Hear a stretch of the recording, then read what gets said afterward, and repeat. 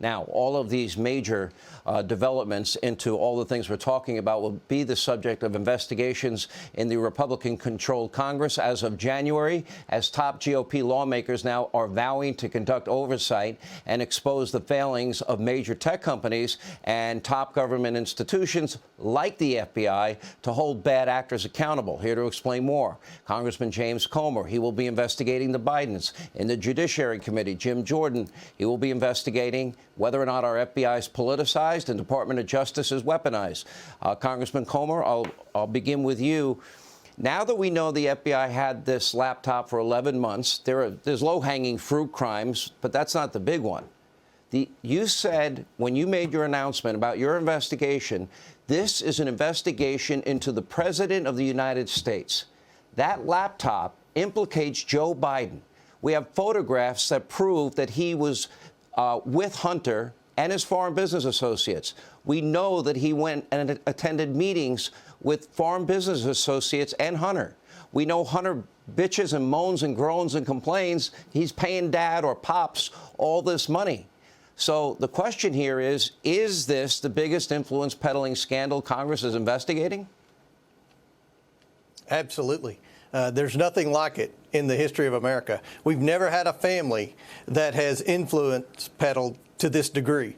And if you look at the whole purpose of what we're talking about today, it's because this investigation of the Biden family influence peddling, the evidence is based a lot in part with what the documents are and the data is on the laptop. So, Sean, I'm breaking on your show tonight based on the internal documents that Elon Musk released this weekend. The Oversight Committee will be sending a letter tomorrow morning to the 3 Twitter employees, Ms. Gaddy, Roth, and Baker, that were implicated in the cover-up of the laptop story. 3 letters requesting their presence in front of the Oversight Committee in January. But wasn't the FBI putting pressure on big tech companies? Oh, they're going to try. Go ahead, sir. Right. And what we're going to ask them is, who was influencing your decision making? Did you do this unilaterally? Or did you do this based on what you were told from the Biden campaign, from the Democrat National Committee, or even worse, and as I suspect, from the FBI? This is going to be an opportunity for the American people to hear directly from the 3 Twitter employees implicated in the data release that Elon Musk just dumped this weekend. So they're going to have a few weeks to get their story straight, and they're going to be able to come under oath in front of the House Oversight Committee and tell the American people what really happened and why. Why were they so intent on suppressing this story? And Jim Jordan, as the head of Judiciary, your investigation will be working in tandem with Congressman Comer, because you're looking into whether or not, based on whistleblower testimony, among other things, whether or not our FBI has been politicized and our Department of Justice weaponized. What is your take on the fact that they had weekly meetings warning these big tech companies, oh, be on the lookout. They're probably going to give you hack materials. Some of it may be about Hunter Biden.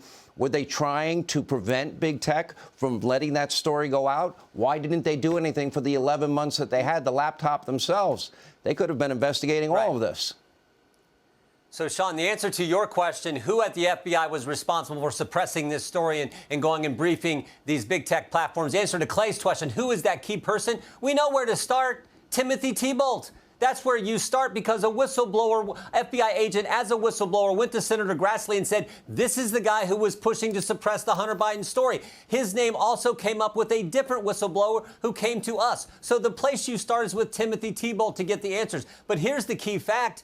The guy that Jim Baker, that Mr. Comer just mentioned, that's the key, because Jim Baker was the chief counsel at the FBI back when they spied on President Trump's campaign. And then Jim Baker, Shazam, goes to Twitter and is their general counsel and is the one who did the email saying, well, it's reasonable to assume that this is a hacking operation and therefore we can throttle back the story about the Hunter Biden laptop. So that's where you start, right? Jim Baker and Timothy Thibault. And we have been trying to get Mr. Thibault in for a deposition. We will make sure that happens in January. Jamie's already working on Mr. Baker. That's how you get to the bottom of this. And the way you stop it is to get the facts, everything out there, like Elon Musk has started, but we're going to continue. You get the facts out there. That's the first step into making sure this kind of baloney and garbage never happens again.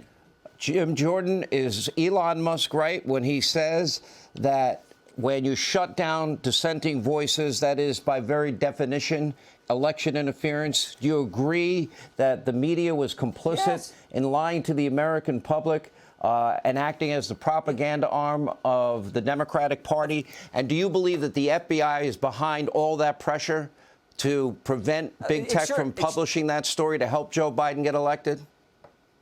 Yeah, it sure looks it, because remember, the 51 former intel officials send a letter, says it has all the classic earmarks of a Russian disinformation operation. The real disinformation operation was the one the FBI and big tech were running on the American people, and Jim Baker was at the heart of it. So let's get him in here to talk to Jamie and his team, and then we'll get Timothy Thibault into the Judiciary Committee to talk to him and get to the bottom of it, as I said, so we get the facts to the American people.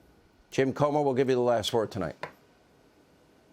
Well, remember, Sean, the whole purpose of this investigation is to determine whether or not this White House is compromised. When you look at all the bad policies coming out of this White House, especially with respect to things like energy policy and the fact that Biden's trying to embrace this Green New Deal. Who wants the Green New Deal more than anyone other than a few liberals in California?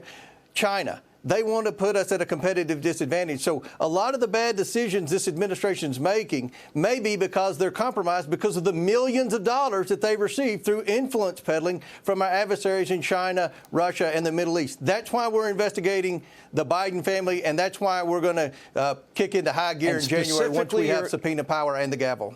And you are investigating the president of the United States for influence peddling. Is that correct? Absolutely. That is the investigation. Yes, sir. Congressman James Comer, thank you. Congressman Jim Jordan, thank you also. Hey, Sean Hannity here. Hey, click here to subscribe to Fox News YouTube page and catch our hottest interviews and most compelling analysis. You will not get it anywhere else.